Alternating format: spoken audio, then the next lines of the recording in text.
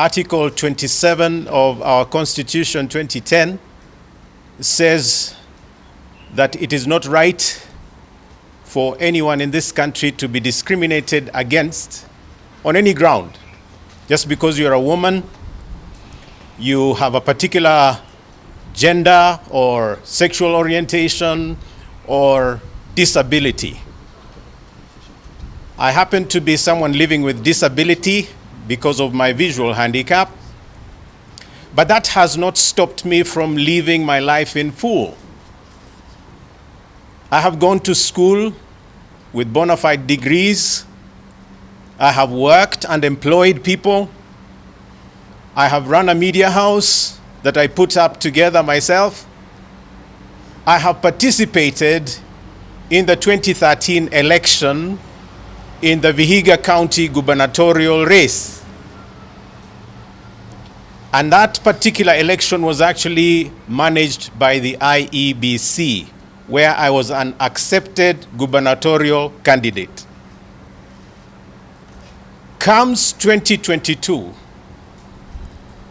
and I am not included on the ballot. The question is why?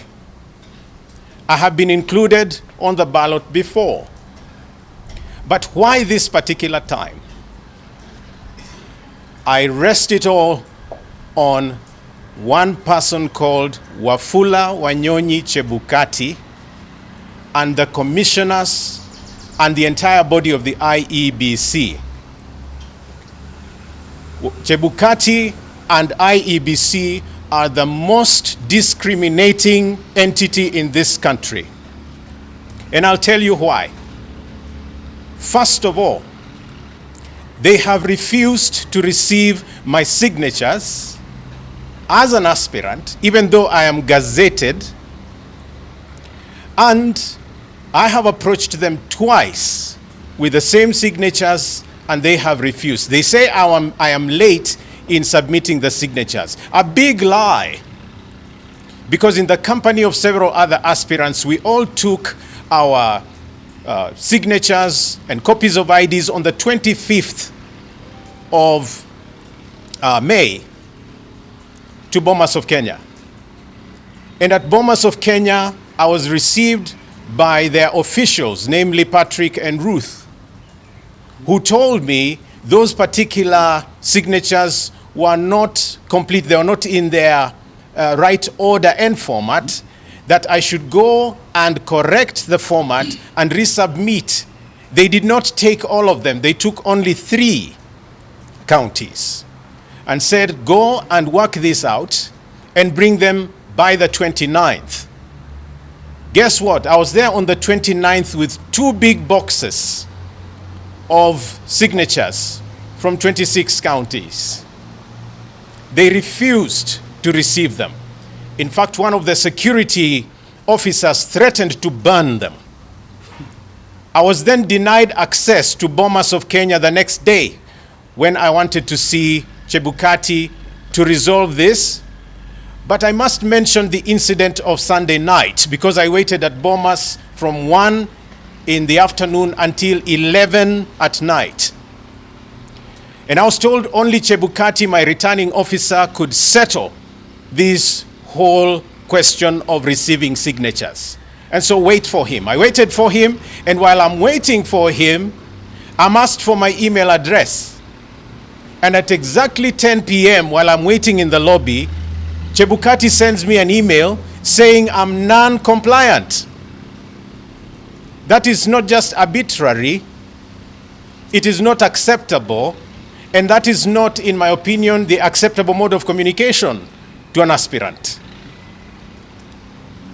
I must add and say, I was asked to go to Anniversary Towers. I did, and I was tossed from floor to floor to floor. Where am I going with all this? Simply to tell you that Chebukati refused to receive my signatures.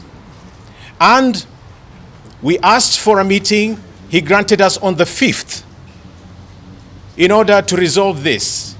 And I have witnesses in that room. He says that I understand your case, but my hands are tied. I would like to know who is tying Chebukati's hands. Which law is tying Chebukati's hand if it's a law? Chebukati said that there is no regulation, there is no direction that allows him, as a returning officer, to even treat me preferentially or with affirmative action as someone living with disability. Now, guess what? The nomination fee for presidential candidates is 200,000 shillings. For women, youth, and persons with disability, it is 100,000 shillings. So affirmative action is already envisaged, and he will not stretch that beyond the money. So I am here to say, Chebukati and the team will read the law as it is convenient to them. They will use regulations in order to sieve out those they don't want to be on the ballot. And I just happen to be one of them. So my message is simple.